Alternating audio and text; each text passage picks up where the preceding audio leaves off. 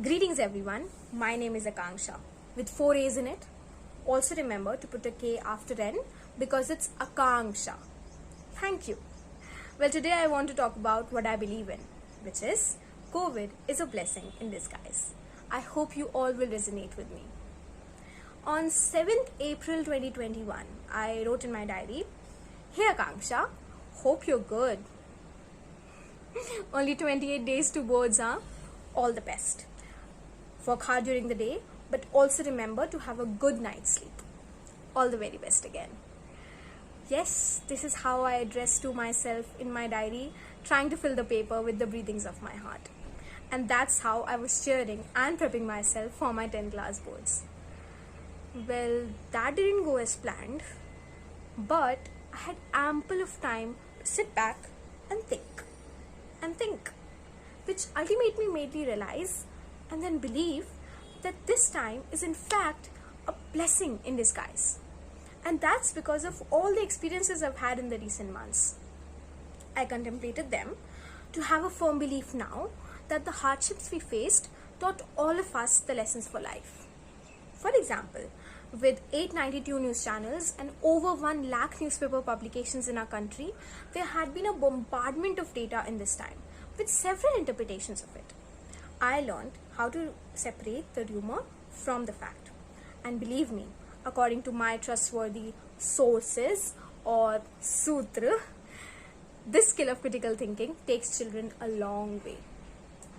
Let me ask you one question now. How many of you watched the news of the death of 24 COVID patients in a hospital in Chamarajnagar due to oxygen shortage? And how many of you couldn't control your tears at that moment? The second wave was chaotic. The number of 4.12 lakh cases a day scared us all. Even death toll nearing 4,000. At that point of time, we were all hopeless. We thought that there's no tomorrow. We were helpless. Yet, here we are again, when the number of cases and deaths are continuously deteriorating and everything is unlocking again. This taught me a lesson that I shall carry with me to my tomb. That there's always light at the end of the tunnel. That no matter what happens, you should not lose hope. So, let me make a promise to you all today. If I fail in an exam someday, I'll not give up. That if I lose in this competition, I'll not lose hope and come again the next year. This also brings me to the point that now I know that plans don't always work. And if something goes out of hand, I try to focus on what am I left with on the other hand. Unfortunately, this time I also witnessed even losing my loved ones. But I'm more emotionally stable now to understand that instead of grieving on death, let's cherish their living. We all have lost some dear one this time, right? How did you go? I would love to listen to your thoughts. Lastly, I learned who a true hero is. A hero is like Mr. Sonu Sood and the frontline warriors who are selflessly working for a better future. A hero is like my parents who, God knows how, think about me before them every single moment in their life.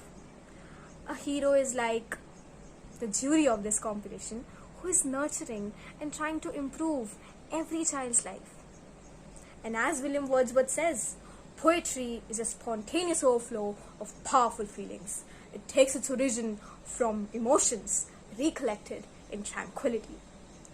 So to conclude, allow me to present a short self-written poem in front of you all. You know what? I'm no longer a kid. Yeah, I have grown up. Yes, I did. Because, you know what? This tough time compelled me to. I learned self-awareness, problem solving, and empathy while putting myself in others' shoes. So yes, I declare that coronavirus is a blessing in disguise.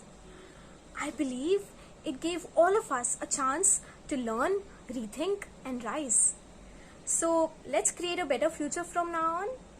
Because as we all know, no matter what happens, life must go on.